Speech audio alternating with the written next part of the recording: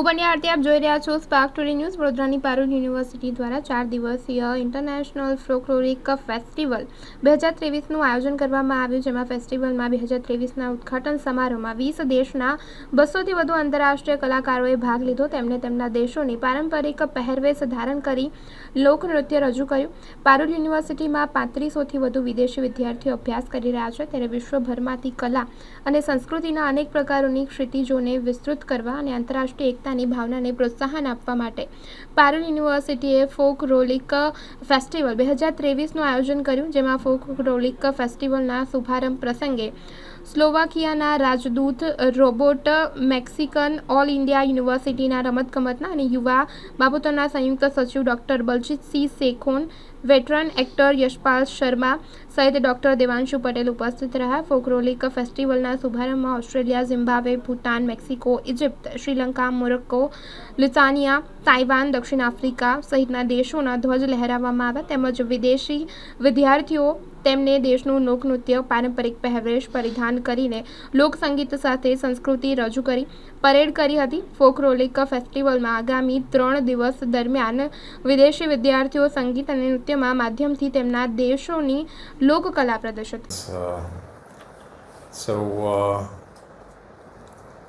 My name is Robert Maxian. I am ambassador at the Slovak embassy in New Delhi. Actually, my journey to India is a little bit longer because I was also a student at the Indian Institute of Foreign Trade in Delhi, 30 साल पहले. So more than 30 साल पहले, where I have passed my postgraduate diploma program in foreign trade in 1991 and 92 year, and Professor Chidambaram, who was later the Minister of Commerce and Industry, and also Minister of Finance. Actually, he was my teacher. Professor Vivek Oberoi, Vivek Debroy. I just met him recently. He is the chief of the committee for the Prime Minister of India. So my journey through India is a very long. I have spent here in this lovely country 13 years. Starting from the family and नहीं तो जिस तरह national education policy multidisciplinary education की तरफ जा रही है, sports alone can not excel. मैं आपको एक एग्जांपल देता हूँ. जब बच्चा अपने स्टेट के लिए खेलता है, उसमें सेंस ऑफ बिलोंगिंगनेस ज़्यादा होती है. अगर मैं उस बच्चे को उठाकर किसी और, जैसे हम किसी यूनिवर्सिटी जो स्पोर्ट्स की यूनिवर्सिटी में डाल देंगे, तो शायद उसमें वो कल्चर डेवलप करने में थोड़ा मुश्किल आती है. स्पोर्ट्स यूनिवर्सिटी स्पेसिफिक एफर्ट्स के लिए तो होनी चाहिए, लेकिन सिर्फ उसी के ऊपर फोकस ना होकर, जैसे हमारे पास जहाँ स्टेट में एक बहुत अच्छा इनिशिएटिव है, आपके पास स्टेट की स्वर्णम गुजरात यूनिवर्सिटी है, स्पोर्ट्स की है. लेकिन अगर आप कहेंगे कि सिर्फ उन्हीं यूनिवर्सिटी के ऊपर डिपेंडेंट रहेंगे, तो वो देश के लिए बहुत ज़्यादा जो मास पार्टिसिपेशन है वो बहुत ज़रूरी है. आप देखिए 40,000 कॉलेज, 963 यूनिवर्सिटीज़, उन सब का जब मिलके मिशन बनता है तो 300 बच्चों ने पार्टिसिपेट किया था, और इतना बड़ा कॉन्टीजेंट और इतनी ज़्यादा परफॉर्मेंस है. जी थैंक यू. जी ministry of youth affairs and sports authority of India और association of Indian university athletic के ऊपर काफ़ी काम शुरू किया हमने. लेकिन कुछ चीज़ों में हमें अभी भी लगता है, जैसे आपने बहुत ठीक कहा, हमें इसके ऊपर और फोकस बढ़ाना पड़ेगा. हम फर्स्ट टाइम इंडियन हिस्ट्री में 80 के स्टूडेंट्स क्वालिफाई किए थे जो वर्ल्ड यूनिवर्सिटी गेम्स में गए थे. लेकिन इसमें जो बच्चे वर्ल्ड गेम में गए हैं, जिन्होंने मेडल लेकर आए थे, उनमें से काफ़ी बच्चे हैं जो एशियन गेम्स में भी मेडल लेकर आ रहे हैं. जैसे अभी आपने शूटिंग का देखा होगा, ज़्यादातर बच्चे वही हैं जो यूनिवर्सिटीज़ में पढ़ते हैं. आप देखिए कि यूनिवर्सिटी जो स्पोर्ट्स को कंट्रीब्यूट करती है, जैसे टोटल हमारा 100+ ओलंपिक में गए थे टोक्यो में, उसमें से आप देखिए एक ऑर्गेनाइजेशन है इंडिया में जो है एसोसिएशन ऑफ इंडियन यूनिवर्सिटी और मेंबर यूनिवर्सिटीज़, जिसके ऑलमोस्ट 40 to 50 बच्चे जो यूनिवर्सिटी सेक्टर के थे. ये किसी और फेडरेशंस के नहीं आते. ज़्यादातर बच्चे यूनिवर्सिटी सेक्टर में, क्योंकि देखिए आप 17 से बच्चा हमारी यूनिवर्सिटी सेक्टर में आता है, कॉलेज में हो गया यूनिवर्सिटी में. उसके बाद 27 तक लास्ट टाइम था, 25 तक एज में बच्चे, वही पीक पीरियड होता है. आप दुनिया की टॉप स्पोर्ट्स कंट्री देखिए, उसका सबसे ज़्यादा कंट्रीब्यूशन यूनिवर्सिटी स्पोर्ट्स का है। अब देश की जो सरकार है, जहाँ एसोसिएशन ऑफ इंडियन यूनिवर्सिटी है, with the help of our member universities, हमने भी अभी ये ठान लिया है कि अब यूनिवर्सिटी स्पोर्ट्स भी एक ऐसा प्लेटफार्म बनेगा जिसमें उस बच्चे की एडमिशन से लेकर उसकी पार्टिसिपेशन, उसका रहना, खाना पीना, नेशनल कैंप, ये सारा एक सेंट्रली सपोर्टेड सिस्टम में हम इसको अडॉप्ट करेंगे। तो उसी का रिजल्ट हमारे पास सामने आया। अब पिछले 4 साल की जो मेहनत थी वो आप देखें, 19 में हमने लास्ट वर्ल्ड यूनिवर्सिटी गेम्स जो इटली में हुई थी उसमें हमारे टोटल 4 मेडल आए थे, और टोटल हमारे 18 मेडल आज तक 60 सालों में आए थे। इस बार 26 मेडल हैं।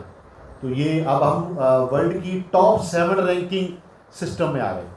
तो हाईएस्ट हमारी रैंकिंग 27 थी, जबकि 174 कंट्रीज़ हैं जो वर्ल्ड यूनिवर्सिटी गेम्स में पार्टिसिपेट करते हैं। और एथलेटिक के लिए हमने स्पेशल इस बार एक पैकेज सिस्टम डेवलप किया है। हम पूरे देश में से 4 जोन में बांटकर इसको एथलेटिक की सिस्टम डेवलप करेंगे। जैसे ये जो लड़की अभी कल जिसने मेडल लिए हैं, ये भी यूनिवर्सिटी सिस्टम की है। आप देखेंगे इसमें सबसे ज़्यादा मेडल जब आएंगे, ये किसी एक इवेंट के, अगर किसी एक ऑर्गेनाइजेशन या फेडरेशन, एथलेटिक, हॉकी, फुटबॉल, सबको मिला लिया जाए, सबसे ज़्यादा आपकी यूनिवर्सिटी सेक्टर के होंगे। लेकिन हमारा रोल माँ की तरह रहता है। माँ हमेशा बच्चों को प्रोत्साहित करती है, खुद आगे नहीं आती। वही हमारा हाल है कि हम अपनी मेंबर यूनिवर्सिटी के ऊपर ही सारा विश्वास रख के चलते हैं। इसीलिए मैंने परल से भी, मेरा जो इंटेंशन इसलिए भी आने का जान था कि हम परल यूनिवर्सिटी ने आप देखें भी एकेडमिक में बहुत अच्छा ग्रेडिंग है इसका, नंबर ऑफ़ स्टूडेंट्स बहुत है। जिस तरह से ये एकेडमिक्स में कंट्रीब्यूट कर रहे हैं, अब इनको यूथ अफेयर और स्पोर्ट्स में भी कंट्रीब्यूट करना होगा और नेशनल लेवल पर हमारी भागीदारी बनना होगा। सो दैट्स वाई हो सकता है कि कल को कोई नेशनल कैंप यहाँ भी लगे। तो इसके लिए हम, और इसके ऊपर हमने ऑलरेडी इंडिया को 4 जोन में डिवाइड करके नेशनल कैंपिंग डिक्लेयर कर दिया। Sports university very important question that अब हमारे देश में रिसेंटली एक हिस्ट्री क्रिएट हुई है। University sports has started his career 1929 में। पहला national university sports athletic board बना था 1929। इंडिया में कोई ऐसा स्पोर्ट्स पर्सन नहीं होगा जिसने एजुकेशन में पढ़ा हो और उसने ये के इवेंट्स में पार्टिसिपेट ना किया हो, जो एजुकेटेड है। सिंस 1959 से हम वर्ल्ड यूनिवर्सिटी गेम्स में पार्टिसिपेट करते थे, और 2019 तक हमारे टोटल 18 मेडल आए थे। So we scored 18 medal in last 60 years. This year we participated in our World University Games. World University Games, which was recently concluded in the same country where we are conducting the Asian Games. We altogether scored 26 medals compared to the 60-year medals tally of इस साल world university games में हमने total 26 medal लिए हैं। उसमें 11 हमारे ये gold medal भी हैं। तो हाईएस्ट हमारे 5 मेडल आए थे कभी भी वर्ल्ड यूनिवर्सिटी गेम्स में, और 18 मेडल भी थे। इसके साथ अभी इसी के बेसिस पर हमारे अगले साल हम इंडिया में एक world university championship of shooting is going to be conducted है। दिल्ली में हम वर्ल्ड यूनिवर्सिटी चैम्पियनशिप कंडक्ट करा रहे हैं। वैसे हम स्पोर्ट्स में 223 चैम्पियनशिप हर साल करवाते हैं। वो जोनल लेवल के इवेंट होते हैं, उसके बाद नेशनल होते हैं, फिर उसके बाद हम उसको खेलो इंडिया यूनिवर्सिटी गेम्स कराते हैं, जो माननीय प्रधानमंत्री नरेंद्र मोदी जी का एक सपना था कि यूनिवर्सिटी स्पोर्ट्स को भी एक गेम्स के रूप में लिया जाए। तो जो हम 230 चैम्पियनशिप कराते थे, उसमें एक बाद एक वर्ल्ड यूनिवर्सिटी गेम्स से पहले अब हमने खेलो इंडिया यूनिवर्सिटी गेम्स भी ऐड कर दिए। So apart from this, zonal, national and the very indigenous art of South Africa, they are all on the same platform. You can see that the sense of belongingness can be created with the participation. It's not feasible in any other platform. This is the only platform where you can create such atmosphere. Now Parul has started, contributing not only to the national wisdom, but also, should be ready to to take care of some bigger responsibilities. We are working on it, and we are excited that one of our senior director, as mentioned by Pal sir, that Mr. Manish Jangda, who has been working in this field for 2 decades, we have to have some more national level or international level program in this university. Understanding the magnitude of this campus, the national accreditation, and other achievement, I think youth affairs and sport that this university can also contribute to the national wisdom with a different way. And especially about this program, we wish this should be the historical event as an annual feature, so that we can invite the more nations to this land and showcase our cultural heritage and create a sense of belongingness while promoting.